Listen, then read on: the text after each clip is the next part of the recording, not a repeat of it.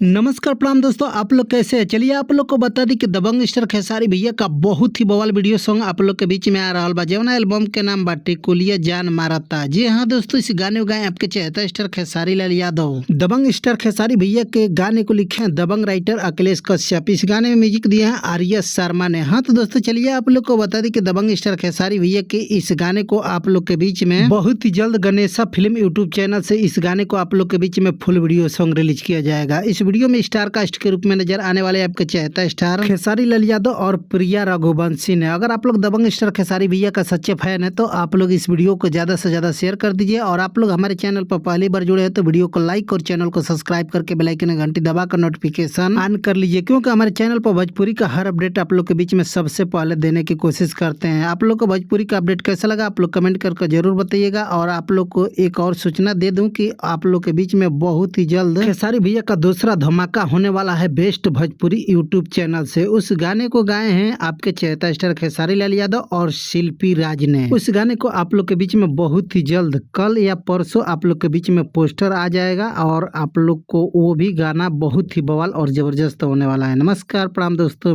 फिर मिलते हैं नए अपडेट के साथ, तब तक के लिए बाय बाय।